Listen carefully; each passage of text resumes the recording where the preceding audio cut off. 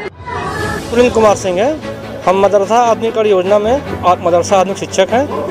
2007 से मदरसे में पढ़ा रहे हैं। हमारी योजना 1993 से चल रही है और 2013-14 से जो मदरसे में केंद्र का पैसा है पूरी तरह से 100% केंद्र पहले देती थी। पैसा 100% केंद्र देती थी, मतलब शिक्षा मंत्रालय। केंद्र मतलब शिक्षा मंत्रालय। 1993 चल रही है, 2013-14 से अभी तक पैसा बकाया चल रहा है।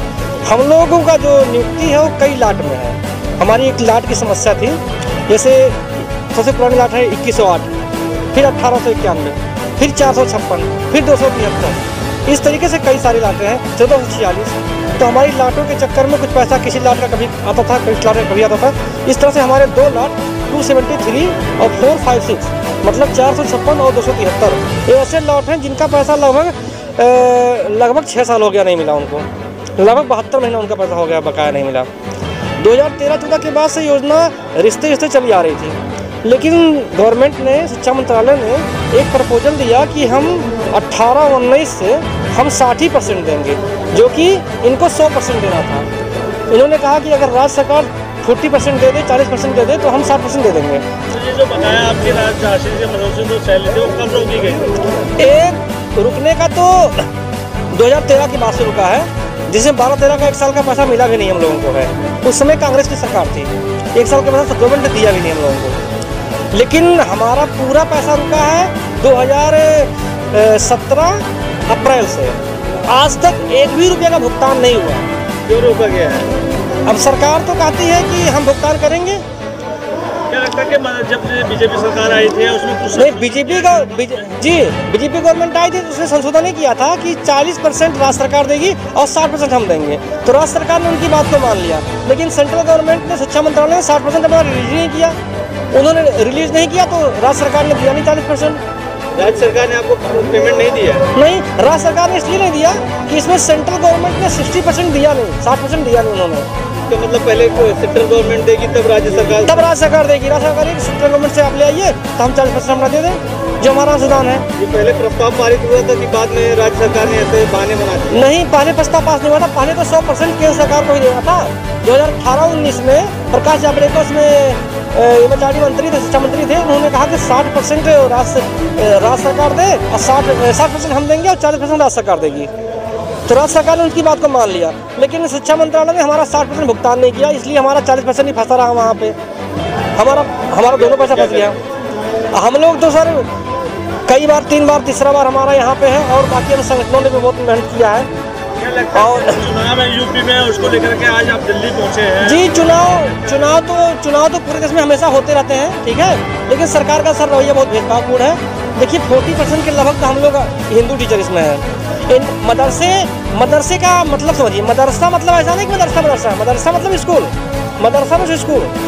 बस मदरसे में देखिए हम लोग समाज में जो सबसे निचले स्तर पे जो बच्चे हैं, समाज के सबसे निचले स्तर के बच्चे, जिनके बच्चे झोपड़ी झोपड़ियों में रहते हैं, जिनके पिताजी भंगार ढोते हैं, जिनके पूर्वज मैला ढोते थे, ऐसे बच्चों को हम लोग समाज की मुख्यधारा में लाने का काम करते हैं। लगभग 25 लाख बच्चों को हम पूरे भारत में मुख्यधारा में लाने का काम कर रहे हैं। ऐसा मदरसे में मुस्लिम पढ़ते हैं, मदरसे में हिंदू पढ़ते हैं। हमारे खुद के मदरसे में 60 लड़के हिंदू हैं। ऐसे बहुत सारे मदरसे इसमें हिंदू पढ़ते हैं। मदरसे मतलब कि स्कूल। बस मदरसे में जो है, मदरसे में ये उर्दू और अरबी के बाद हिंदी और अंग्रेजी की पढ़ाई होती है। वैसे मदरसे तो बहुत हैं विद्यालय भारत सरकार में, मैंने भारत में, लेकिन वही मदरसों का पैसा हमको चाहिए जो भारत सरकार ने एक्वायर किया हुआ है कि इनका पैसा हम देंगे। वो लगभग संख्या 8000 की है यूपी में। अब पूरे भारत की संख्या तो हमको पता नहीं है, लेकिन टीचरों की संख्या अनुमानित पूरे भारत में आधुनिक टीचरों की संख्या लगभग 50,000 है और 25,000 केवल अकेले यूपी में है।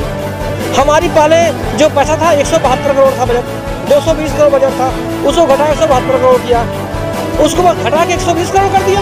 हमारा बजट घट जा रहा है, पैसा पूरा नहीं हो पा रहा है, सरकार बजट बढ़ा नहीं रही है। 19 आप लोगों का बजट घटता जा रहा है। कैसे खर्चे चलते हैं आप लोग? अब ऐसा है कि सर पहले लॉकडाउन के पहले तो सर हम लोग मतलब जो पैसा नहीं मिलता था हम लोगों को तो हम लोग कोचिंग, ट्यूशन ऐसा काम कर लेते थे। लेकिन लॉकडाउन के समय में स्थिति इतनी दयनीय हो गई कि हमारे 100 से ऊपर के टीचर एक्सपायर कर गए केवल दवा के अभाव में। किसी की लड़की की शादी तैयार हो गई है, शादी करने लायक, 20 साल 18 साल उम्र हो गया है, और उनका हाल ही नहीं हो पा रहा है। रात को हार्ट अटैक हो गया, रात को दिन भर खेले, दिन भर अपना घूमे फिरे, रात को हार्ट अटैक हो गया। ऐसे बहुत सारे टीचर मर गए। अभी हमारे साथी प्रतापगढ़ से आए हैं शरीफ भाई देखिए यहाँ पे आए हुए हैं, इनको देखिए, ये प्रतापगढ़ से आए हुए हैं, कैंसर पेशेंट है, लेकिन दवा के अभाव में इनका दवा नहीं हो पा रहा है। बहुत ज़्यादा लोग पैसा नहीं है इनके पास, दवा नहीं करवा पा रहे हैं। ऐसे क्या सरकार तो आप लोग ने ही चुना था। सरकार तो हमने चुना, सरकार को तो हर तो सरकार चुनता है, हमको मजे दी। सरकार क्यों नहीं सुन रही आप लोग? अब मोदी जी का स्टेटमेंट था कि हम एक हाथ में कुरान, एक हाथ में गीता रखेंगे, मदरसों को हम आधुनिक बनाएंगे, मदरसों को हम मॉडर्न बनाएंगे, वहाँ के टीचरों को हम आधुनिक बनाएंगे। तो सरकार से क्या मांग है हम लोग? अब सरकार से हमारी मांग है कि हमारी योजना 2020-21 से चली गई है अल्पसंख्यक मंत्रालय में, शिक्षा मंत्रालय ने हमारी योजना को अल्पसंख्यक मंत्रालय में ट्रांसफर कर दिया कि ये लोग अल्पसंख्यक ज़्यादा है इसमें, तो अल्पसंख्यकों में इनका अच्छे से काम हो जाएगा। मैं अशरफ अली सिकंदर बाबा मदरसा आधुनिक शिक्षक एकता समिति का प्रदेश अध्यक्ष। आज मैं जंतर मंतर पर अल्पसंख्यक अधिकार दिवस के मौके पर जो अपने अधिकारों का हनन हो रहा है उसके खिलाफ आज हमारी लड़ाई है। 57 महीने से भारत सरकार से हम लोगों को केंद्र आश्रय मिला है, जो मदरसा आधुनिकीकरण योजना के अंतर्गत हम लोग पढ़ाते हैं। हम लोग माननीय प्रधानमंत्री जी से, माननीय मुख्तार अब्बास नकवी जी से, माननीय शिक्षा मंत्री धर्मेंद्र प्रधान जी से और माननीय यहाँ से योगी आदित्यनाथ जी से रिक्वेस्ट करने आए हैं, विनती करने आए अपील कि हम लोगों का जो बकाया 57 महीने का केंद्रांश से वो जारी कर दें। कितने हैं 57 महीने से, कितने रुपए बकाया? 57 रुपये से जो जोड़ेंगे तो क्या जोड़ेंगे, हमारा जो सन 2013-14 से बकाया है, अब 13-14 से जो अगर बकाया हो शिक्षा मंत्रालय में 20-21 तक बकाया है, उसके बाद में अब अल्पसंख्यक मंत्रालय में हमारी योजना चली गई है, तो यहाँ भी 9 महीने हो गए हैं। मगर जो हम लोगों को लेटेस्ट तुरंत तत्काल मिलना चाहिए वो 57 महीने का केंद्रांश है, तो हम लोगों को 57 महीने का केंद्रांश मिल जाना चाहिए, क्योंकि हम भी बीमार रहते हैं, हमारे साथी भी बीमार रहते हैं। और उत्तर प्रदेश से अभी इस कोरोना काल से लेकर के अब तक केवल अटैक से और बीमारी के इलाज न कराने के कारण तमाम शिक्षक हमारी जो है हमको छोड़ के दुनिया से चले गए हैं। तमाम हमारे ऐसे शिक्षक हैं जिनकी शादियाँ नहीं हुई है, तमाम हमारे ऐसे शिक्षक हैं किसी के माँ बीमार है, किसी के पिताजी बीमार है, किसी की बच्चा बीमार है, किसी की फीस नहीं जमा हो पा रहा है, बहुत सारी तकलीफें हैं। बदनाम जानते रिक्वेस्ट कर रहे हैं माननीय प्रधानमंत्री जी, सबका साथ सबका विकास का नारा है वो सत्य करें। हम सरकार आपकी कोई मदद कर रही है? राज्य सरकार मदद करती है 2000-3000 रुपये की, वो भी 9 महीने से भुगतान नहीं हुआ है। अब हम लोग ने यहाँ से मिल रहा है ना वहाँ से मिल रहा है, क्या करें? मदरसों को तो सैलरी गई 18 से 25 तक की दी गई थी। नहीं ऐसा कुछ नहीं, वो कोई मदद नहीं वो आदमी जो मदरसे हैं सरकारी हैं, हाँ उनकी जो सैलरी 18 से 25,000 रुपये दिखाई जाती है। वो एडेड मदरसे उनसे हमारा वो एडेड मदरसे हैं, उनसे नहीं वो एडेड मदरसे होते हैं, उनसे मदरसा आधुनिकीकरण नहीं है। हम ये मदरसा आधुनिकीकरण योजना के अंतर्गत जो हम लोग पढ़ा रहे हैं उसका पैसा मांगने आए।